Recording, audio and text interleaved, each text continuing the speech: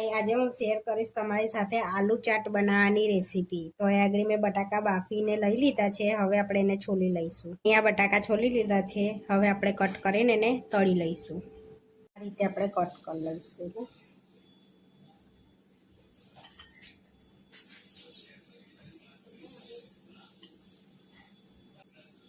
બહુ નાના નહીં, બહુ મોટા નહીં, મીડિયમ।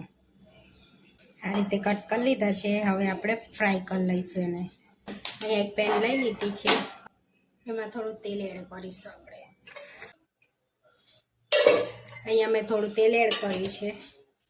હવે તેલ ગરમ થઈ ગયું છે, આપણે ફ્રાય કરી લઈશું એને।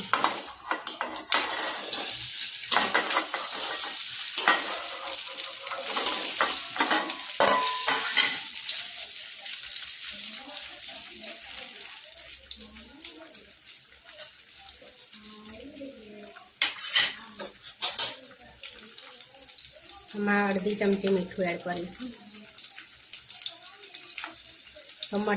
બટાકા તીખા ના લાગે।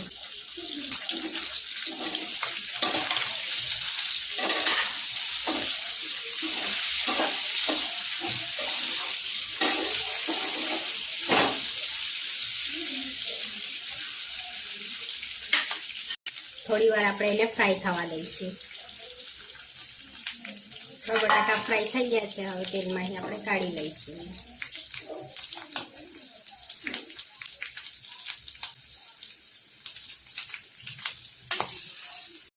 આપણા બટાકા ફ્રાય થઈ ગયા છે। હવે આપણે આલુ ચાટ બનાવી લઈશું। હવે આપણે એક બાઉલમાં કાઢી લઈશું। હવે એડ કરીશું ટામેટું, થોડી ડુંગળી, થોડા લીલા મરચાં, થોડા ધાણા, ગ્રીન ચટણી, અડધી ચમચી ચાટ મસાલો, અડધી ચમચી શેકેલા જીરાનો પાવડર। હવે અંદર એડ કરીશું થોડું મીઠું, થોડું લાલ મરચું, થોડું સંચર। હવે એડ કરીશું અંદર થોડું ચવાનું ગાંઠિયાવાળું, આમલીની ચટણી અને ઝીણી સેવ એડ કરીશું।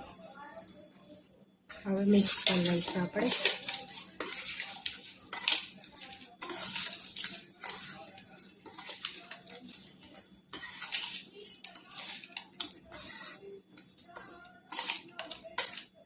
આપણી આલુ ચાટ બનીને રેડી છે। હવે પ્લેટમાં સર્વ કરીશું।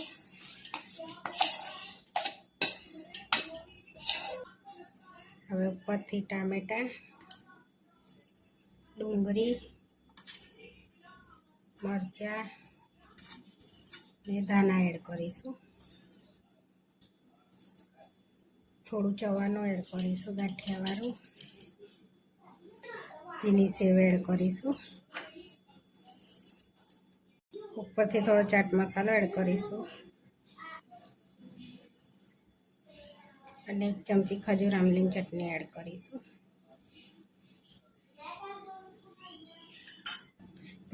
આપણી આલુ ચાટ બનીને રેડી થઈ ગઈ છે। આવા વિડીયો જોવા માટે મારી ચેનલને સબસ્ક્રાઈબ કરો, લાઈક કરો અને શેર કરો અને તમે જરૂરથી ટ્રાય કરો। ફરી મળીશું નવા વિડીયોમાં।